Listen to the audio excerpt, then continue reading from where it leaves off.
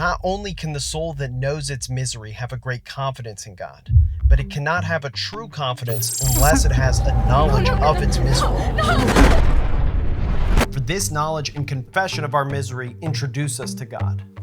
St. Francis de Sales, pray for us. I got a new dog named Luna. Isn't he cute? Actually, it's a she. But Brady is still alive for those who are OG followers of the channel. So don't worry, I just have 3 dogs right now. Anyways, to get to today's topic, it is how to train more effectively on less time. Now, a lot of my followers are similar to me in that a lot of you guys are past 30, you're cooked, you're old, you're crusty, but we still want to find ways to train as effectively as possible. Obviously, still get bigger, stronger, put on more muscle than ever. It's not over. It's obviously, you're not really near your prime until your mid, late 30s, possibly even early 40s if you're really maximizing your whole life, as I talked about in my Is Natural Lifting Actually Worth It video. I'll probably link that in the description. Anyways, however, I do want to speak on basically the best way to approach this, because this comes up all the time with clients or with people on the Forever program. It's really one of the most relevant videos that I've honestly never actually touched on this topic, which is step aside from just optimal training with no limitations. Now let's add some limitations and what are 5 rules that you should keep in mind. Now, one of them is actually basically my split right now, which I will talk about at the end of the video.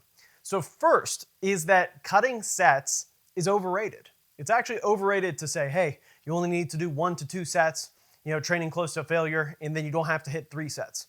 Is that a fine point to make? Sure. But the reason why it's overrated, especially when it comes to efficiency of time, is it doesn't actually take that much longer to just do that 3rd set. You can increase your volume by 33% essentially, or actually I don't know how that works. Increase it by 50%. If you reduce it, be reducing it by 33%.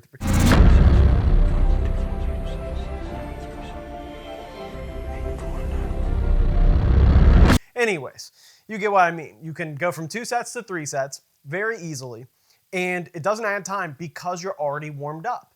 And that's why I think this is one of the most overrated ideas, is to do higher frequency, full body training, 1 to 2 sets per exercise, and then, you don't have to hit as many sets in a given session. But because you're re-warming up on different lifts in different muscle groups, well, then a lot of times that actually ends up being a bigger time commitment to hit a true even 11 sets on a full body day. That may take longer than it would actually take to hit, more sets on just a pure, push day or a pull day. So that is one of the biggest things I would avoid, is I would continue to hit 3 to 4 sets and actually, if anything, cut frequency first.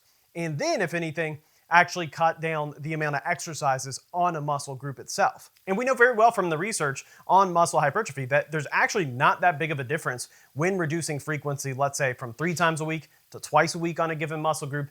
And even you can make every 5 to 7 days work. Certainly individuals who see no difference between lower and high frequencies, or even better gains with lower frequencies. However, you could still experiment with higher frequencies in the future if you wish. Now, a lot of people think that otherwise, that, because of muscle protein synthesis, you have to hit it every 2 days. Well, Chris Beardsley is the biggest advocate of that, and he works with Paul Carter all the time. And even Paul himself said this, that every 5 to 7 days tends to be good enough. I'm going to tell you, based on all of the data I've looked at, I generally say 5 to 7 days is kind of what it looks like. And if you want to train a little more frequently, then you just kind of have to back off the number of sets, working sets that you're going to have, right?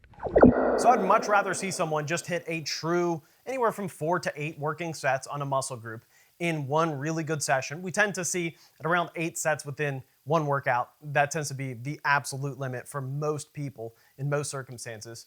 And I would say 4 sets is a really good minimum, to where I'd say if you're doing below 4 sets, you really, as far as on a muscle group, not exercise, on a muscle group. If you're only doing curls for 3 sets, just doing 1 more set would likely give you more gains, even if it's a different movement. But then my second point within this is a lot of times it's actually effective to just do 1 movement and just do 4 sets. So that's a really good way, again, to save time, because now you don't have to track different exercises, re-warm up, re-weight for a machine. Like in the real world, it is funny how it is just different than the topics people talk about online. Online, everyone's like nitpicking these little tiny points. And in reality, it's just like, yeah, you may not have time to wait for a machine if you're working a job and you have to get out of the gym in a clean 45 minutes and you don't have the time to just sit there and wait. So that is a great example of something where I think online you see this 2-set per exercise highlighted over and over again, but then they also overemphasize variety. So they still hit 4 sets, typically at least, on each body part, but then they just have higher variety. And that can be useful for certain goals, but it's not really necessary. And that's where a lot of the differences are exaggerated. The differences between stretch position, mid-level, or tension at the top. Those matter a little bit, but for the most part, it's not actually going to be that important over the long run, especially. And that we know for mechanistic reasons that Chris Beardsley has talked about. I won't talk about in this video. So I do think it's ironic because I've predicted that this trend is going to happen.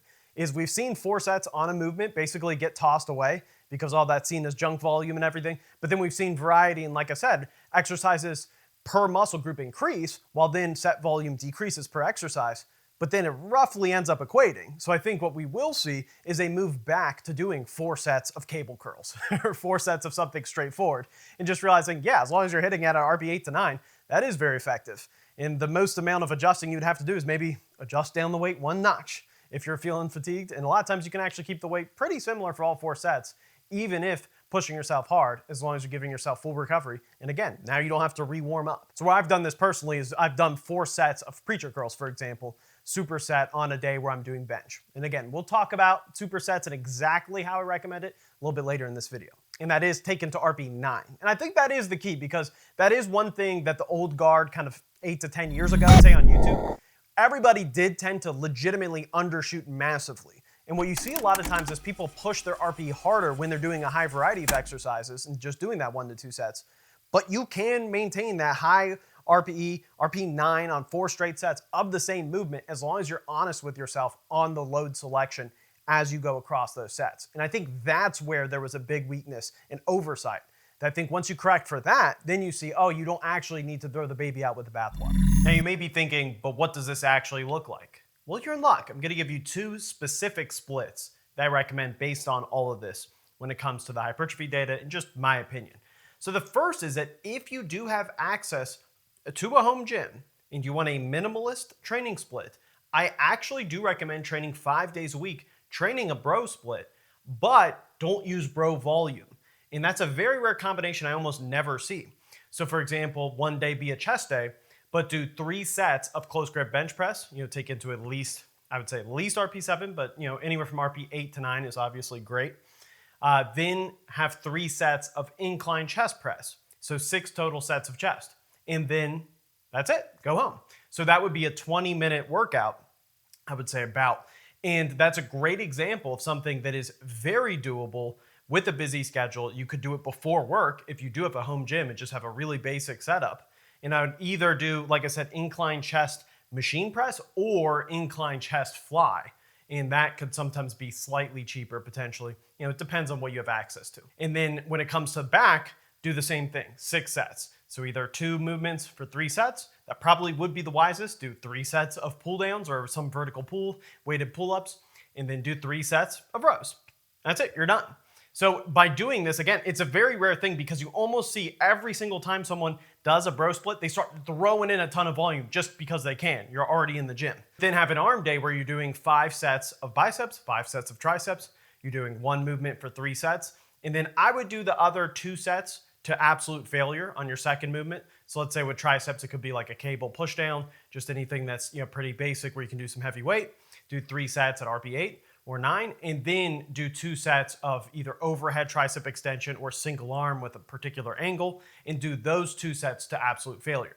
So it is important, since we are cutting out other things, even with hitting 5 sets, to still hit some failure sets mixed in, because again, 5 weekly sets is not a ton, but I think it's a really good minimum in practice because there really is no research overall supporting the Mike Mentzer style. And that's the thing that I always find baffling. It's just not supported to do, 1 to 2 sets in a workout or in a week. It's never really advantageous to do under 5 sets versus doing 5 to 6 sets. So that's just always wise to just why not? And then again, that arm day is 10 total sets. It's all arms. You could superset. I mean, that literally could be a 15-minute workout.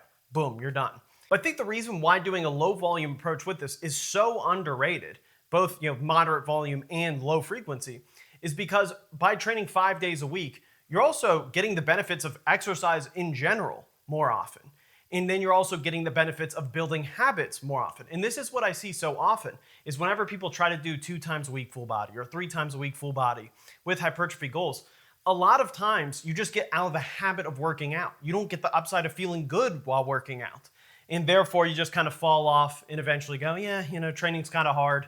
And then you don't train as seriously for months and months, if not years and years, and then you're just out of shape.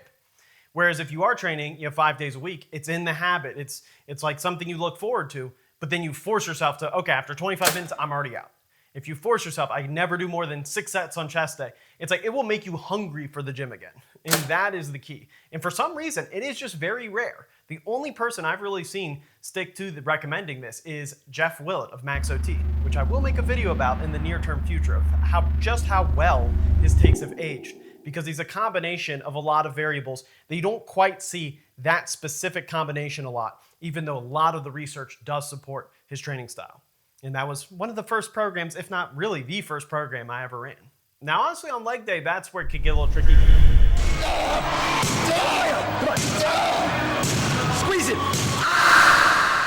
This is the only spot where I do recommend under 5 sets. So I recommend 4 sets of leg extensions, either doing all 4 sets taken to RP9 or going 3 sets to RP8 and then the last set to true failure, spilling your guts out like Tom Platz is here as he explodes with every fiber of his body. And then when it comes to the posterior chain, this is the only time where I recommend barbell over machine work. And the reason for that is barbell back extensions holding it like this or on your back like this can be very effective for the hamstrings, glutes, and spinal erectors. And you could do stiff leg deadlifts if you absolutely preferred that or you didn't have a stable setup. I would do 3 sets of stiff leg deadlifts taken to RP8. That way you have just 2 exercises, you can superset it, and boom, you're done. But then that last day, so that would be chest, back, arm day, legs, and then the 5th day would just be lateral delts, abs, just movements that you miss from just doing those basics. So that, again, it would keep every single workout to basically being 30 minutes, 20 minutes, and you don't have to squat at all. You can do leg extensions to 100% replace squats, and then your first working set, literally 15 to 20 minutes before someone who's doing barbell squats because they have to warm up and do all these acclimation sets. So just bias everything to maximizing getting right in and out. And again, you get those benefits of even cardiovascular training that does come into play with lifting weights. You actually do get some heart health benefits even just from lifting. So it cannot be stated enough that training more often is better, and it is something that you should look forward to, and it will have positive effects for the rest of your day in terms of increasing your mood if you do it 5 days a week rather than only 3 days a week.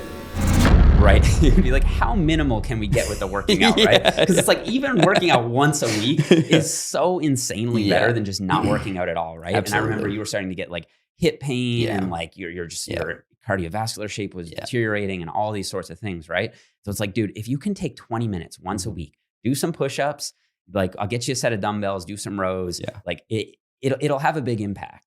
And like, even with that, I remember like you struggled to do that because you didn't like it. I guess I was just kind of like impressed, but also a little surprised that it's like, okay, forget doing once a week. Like you're going to train 5 days a week. See, I'm actually surprised that Jeff is surprised. Anytime you do something 1 time a week, it sucks.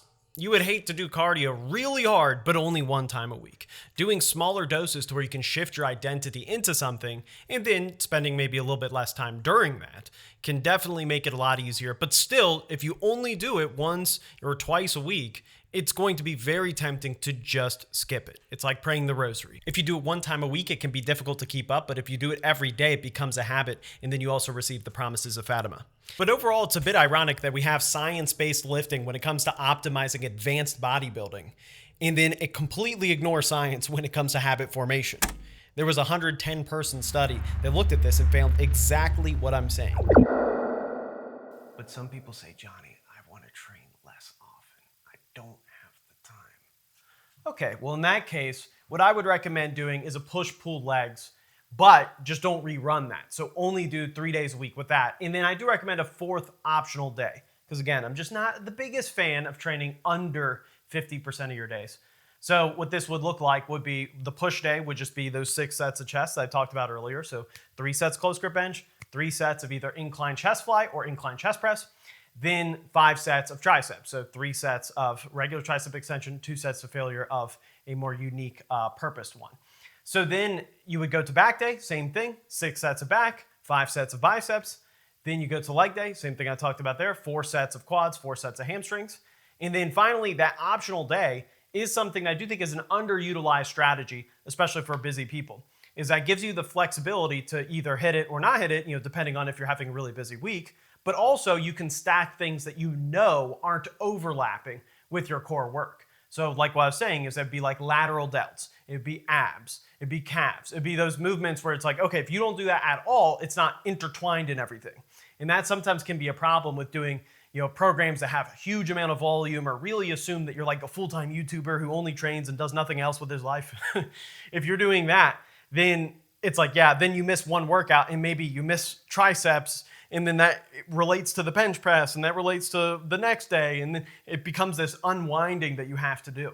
Whereas when you do purposely stack all your more superfluous, really auxiliary work, now you're giving yourself that breathing room to either do it or not, and there's not really going to be a complicated progression that's impacted either way. So that would definitely be by far the best way. And I would say, that would still be 45 minutes max, per training session. Obviously, like that actually be less. And then boom, look, now you all of a sudden only need to train 3 days a week and you're fine. But again, I would like to see, if you do have a home gym, so that the drive time isn't a factor, I would like to see that 5 days a week, but with those shorter workouts. That being said, let's get to the strength portion.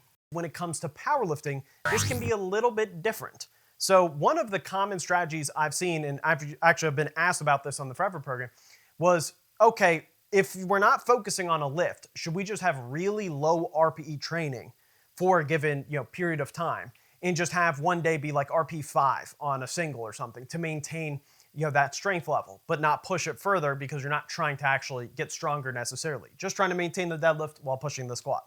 And I actually think this is a terrible idea. So my main recommendation here for number 2 is to avoid, if powerlifting, avoid doing a secondary competition lift day and instead completely replace it with higher RPE variation work that is lighter in load inherently. So what this does is this will allow you, let's say, doing a deficit stiff leg deadlift, something like that, where it's not going to be as transferable as a pause sumo deadlift day or just a pause very sub-max competition sumo day. But what it's going to do is it's going to be way more beneficial in the long run, even if you're only hitting a couple sets. Actually, it's going to have lighter load despite the higher RPE, so you'll actually be able to have less time warming up. And again, that gets to the key point, is avoiding wasting time warming up is one of the most important factors when it comes to being more efficient, whether powerlifting or bodybuilding. And then, of course, the third main point is that not only are you getting some medium-term benefits from pushing, let's say, RP7 or harder when it comes to stiff leg deadlifts, because when it comes to barbell movement, RP7 is actually really challenging. You're going to get benefits in the medium term, but especially in the long term, there really is no sense in doing ultra sub-max work while you're also training with lower volume. And that's one of the key points, from a coach's perspective, is you're looking at exchanges in, it's just like anything where you have an upside and a downside and you have to pick your poison. One thing you cannot do though is pick both low RPE and somewhat lower total volume, because then you're just going nowhere, especially with higher specificity, but not really that much muscle building work. So that's going to really just take you to absolutely nowhere, and that's the last place we want to be. Because then when you switch to, let's say, taking it more seriously on that lift, well, now you can't really increase specificity that much. You can just increase RPE, which, while that does something, that doesn't unleash you in the same way that switching out from, deficit stiff leg deadlift to then going to pause deadlifts, with the competition style, like that's really going to give you a boost, and then you can actually lower the RPE, and then that sub-max nature of the training actually can benefit you even more on that peak, as opposed to then just ramping up RPE and then maybe gassing out because you basically didn't really have an off season. You just had a weird sub-max kind of meat prep, lack of meat prep phase where you went nowhere. Point number 3 is this actually seems like it's in the opposite direction, but I'll promise you it's all related. Is point number 3 is to actually gut your accessories if you are focusing on powerlifting and you're limited on time. So what I mean by that is accessories but not variations. So that's the tricky balance here, is that we don't want to do a bunch of, let's say, upper back work if you don't have time to really hit meaningful sets on everything. So it's way better, again, to pick your poison and say, okay, I'm a powerlifter. I have 3 days a week to train. Actually, in the Forever program, there's a 3-day week version of every single program. Link in the description if you're interested. But if you're just trying to build this from the ground up, a good way to think about it is it's far better to hit really high quality sets, hit a great competition squat single, and then 3 sets of 7. Or hit a great competition squat double, and then hit 4 sets of 5. But then do 0 accessory work, not one machine, not one leg extension or pendulum squat. It's way better to do that than it is to hit, let's say, 2 sets of competition squats, then 2 sets of leg extensions, and then hit 2 to 3 sets of rows, and then hit 1 set of lat pull down. Like, the more you spread yourself thin, a lot of times you end up going nowhere. And again, that is the key point that we want to avoid, is by already having a lower time commitment to powerlifting, now if you try to do everything, you're really going to get nothing done. Whereas if you do focus, then you can actually get a lot out of a little. Like, you do not need to grow your legs with anything other than barbell squats. It is ideal to have everything, but if we're limited on time, it's better to pick one, progress it very well, be very proficient, have that motor control, dominate with it, and then excel, because then you can build muscle through the lift itself. And this might be one of the most common traps I see in all of lifting, because let's be frank, a lot of times people who are more limited on time training, they're going to be people who aren't as serious about powerlifting also. So then they're going to be more likely to have a low bar squat day and then a front squat day, something like that, and then still do maybe 1 or 2 machine lifts and do hamstring curls.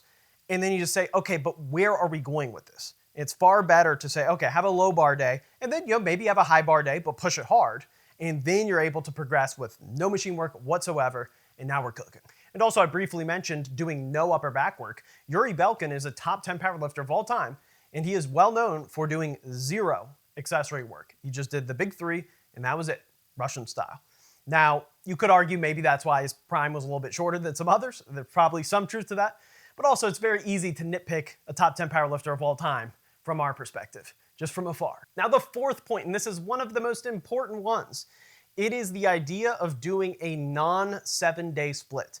I cannot emphasize enough how effective this can be, especially if you're limited on time, and especially if you want to find your minimum dose of training frequency for a particular lift. So this applies both to strength and to bodybuilding, and I'll explain why. So first of all, what I do right now is actually an 8-day split. And what I do is I pair biceps on my push day, and then I pair triceps on my pull day. So what that allows me to do is, especially on triceps, where on a close grip bench, that's definitely a limiting factor, and on other pressing movements, it really gets meaningful stimulus. By training the triceps alternated like that, I'm actually training triceps every 48 hours, really meaningfully, even though I'm training only 4 days a week or 4 days out of every 8 days. So even though it's only a subtle difference, this can be a lot more effective than training a full body 3-day split out of every 7 days. Just bumping that up to 4 days every 8 days, like, you'd be surprised at just how much of an impact that can make. And then also I'm finding out that, okay, my close grip bench in terms of strength is actually holding up really well, even though I'm just hitting 1 day out of every 8 days on that particular lift. So I have another day where it's like incline machine work. So it's not like I'm just hitting the pressing in general that often. And again, remember, I'm hitting tons of tricep work, but that every 8 days hitting 1 close grip bench, I find very exciting. I think I should be able to hit 315 for 6 here soon. I hit 285 for 9, went pretty smoothly. And I am hitting 4 sets when doing that, and pretty high RPE, way higher than I would if I was doing powerlifting all the time. I can push it without having to really worry about overdoing fatigue, because ultimately the goal here is to just hit things hard and give yourself enough of a spread to where you don't have to worry about having a lighter motor control secondary type day.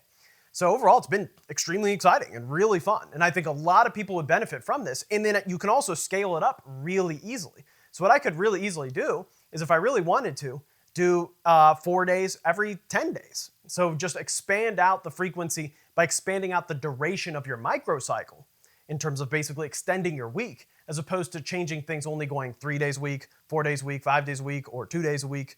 I find that it tends to be very limiting, because you can only cut it up in so many pieces. So right now with doing 4 days every 8 days, it's basically a push, pull, and then just legs are thrown wherever fitting. And you can have times where you just don't train legs at all. You know, I won't tell anybody.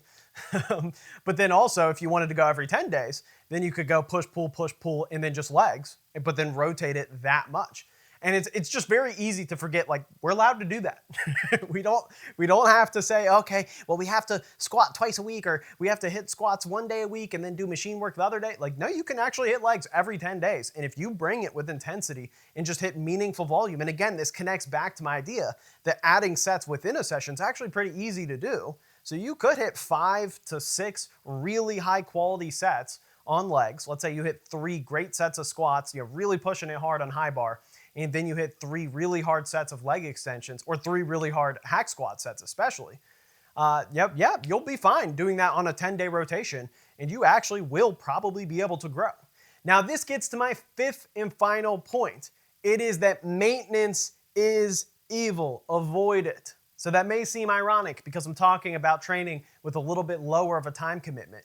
But what I see a lot of times that happens is people think about this topic and then they go, okay, what's kind of my minimum dose to maintain, to hang around? And the reason why it just sucks is because there's nothing worse than putting in any amount of time and getting truly nothing in return. So yes, it has been shown in studies that it really can only take around like 1 to 2 sets a week and you can maintain your muscle. But it's so much easier to just do slightly more than that. And if you just do that 3rd set, then now all of a sudden, now we're growing. So you have to think about it in terms of how do you want to build in habits, and you want to have a carrot and a stick. You want to always give yourself a logical reason to go to the gym, because the moment you aim to maintain, you will start losing. And that is true in everything in life. And this reminds me of a St. Alphonsus quote, and this is and will be their greatest torment, to think of how easily they could have escaped hell. That's it, guys. Make sure to like the video, support the channel, subscribe if you haven't already. And if you need a program, a link is in the description for the Candido Forever program. I'll see you there if you want to join. If not, just make sure to like this video and share it with someone who needs some tips on how to be efficient in the gym. Peace.